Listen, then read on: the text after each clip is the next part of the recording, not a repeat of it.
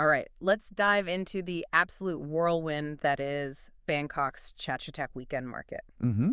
We've spent time going through, well, everything we could find about this iconic place, personal accounts, practical guides, really vivid Yeah, descriptions. lots of material out there. And our mission today, basically cut through all that noise, pull out the essential insights, the must-sees, the must-eats, everything you need, really, to get why this market is such a phenomenon. And straight away, what jumps out is that sensory explosion everyone talks about. Right. You can almost feel the Bangkok heat just reading about it, Yeah. Hear the buzz of literally thousands of people talking, bargaining. The smells, the colors. Exactly. It's painted as this really all-encompassing experience. Like, you could dedicate a whole day just letting yourself get lost in it. So let's break it down.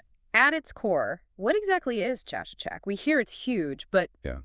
just how huge are we talking? Well, the scale is pretty mind-boggling. It's consistently ranked as one of the largest weekend markets globally. Oh. We're talking over 35 acres. Mm.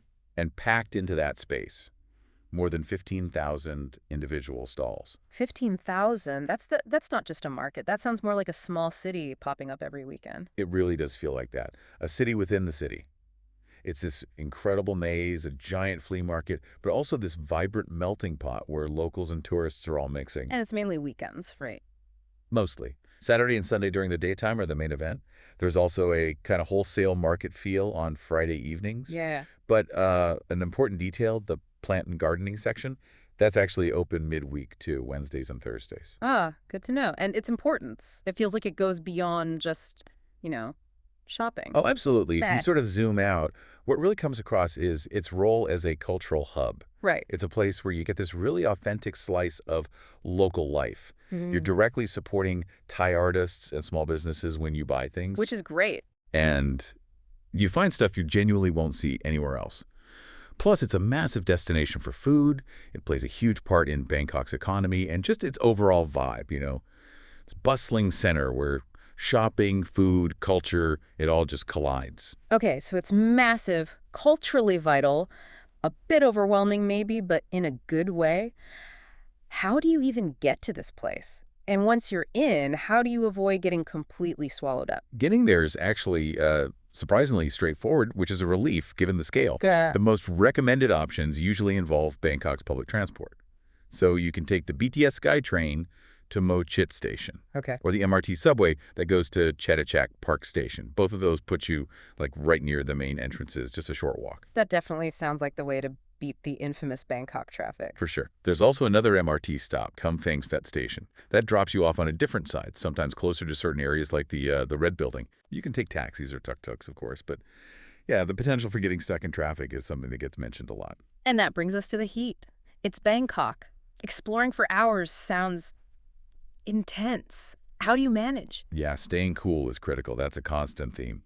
Lots of advice revolves around the sheer abundance of cold drinks everywhere. Like what? Fresh fruit juices, Thai iced tea, sodas, you name it. And you'll apparently find these strategically placed mist fans dotted around, give you little pockets of cool air. Oh, that sounds amazing. You really do. One note on parking, there is some near the BTS Mo Chit station, but be warned, it fills up super early. Yeah. So probably best to stick to public transport if you can. Got it. Okay, we're prepped. We're cooled down. Now for the fun part, the treasure hunt. What are the must-see sections? What kind of unique stuff should you keep an eye out for? Well, the energy itself is kind of a must experience, Mm-hmm. Just that constant buzz of activity in the crowded lanes. Right. And be ready to bargain. That comes up again and again. It's just part of the whole interaction there. So where should you aim for first if you want some specific highlights? Based on what we looked into, yeah, there are definitely some standout areas. If you're into arts and handicrafts, Section 7 seems to be the spot. What kind of things? Think handmade jewelry, beautiful Thai silk scarves, those intricate lanterns, detailed wood carvings. Buying there often feels like you're supporting an individual artist directly, which is nice. And I think I read something about a pet area. That sounds unusual. Yes, that's sections 13 and 14, often called Pet Alley. It's quite a sight, apparently. A huge variety of animals, fish, cats, dogs, birds. It's definitely fascinating to see. But it's worth noting, materials often add a point about being mindful of responsible pet ownership when you're looking around there. Right, good point.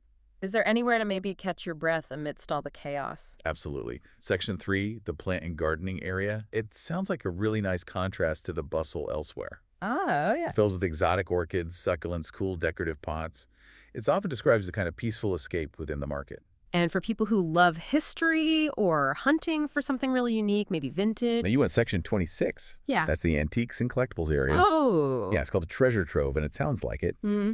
You might find things like rare coins, old vintage cameras, vinyl records, traditional Thai amulets. Yeah. You could probably spend hours just digging through stuff there. So beyond those specific sections, what's the general shopping scene like across the whole market? It sounds like you could find almost anything. Oh, the variety is just immense. Seriously. You'll find everything from like the latest trendy fashion to piles of vintage secondhand clothes. Okay. Then there's home goods, decor items, interesting artifacts, all sorts of quirky bits and pieces. Souvenirs obviously are everywhere. Thai boxing shorts, those flowy elephant pants. They're classics. Exactly. Silk scarves too, and lots of things you can get customized on the spot.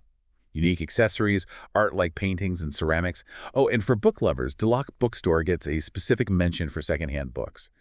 Basically, yeah, if you can think of it, you could probably find it somewhere in Chatuchak. All that walking and shopping. You're bound to get hungry and thirsty. Let's shift gears to the food. That seems like a huge part of the experience, too. It really is.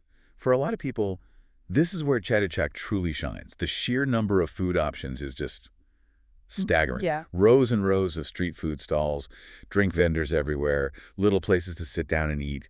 It's basically a food lover's paradise. Okay, sell me on it. Any specific must-eat spots or dishes that kept coming up? Definitely. There are a few icons. One is Coca JJ. Coconut ice cream? Yep.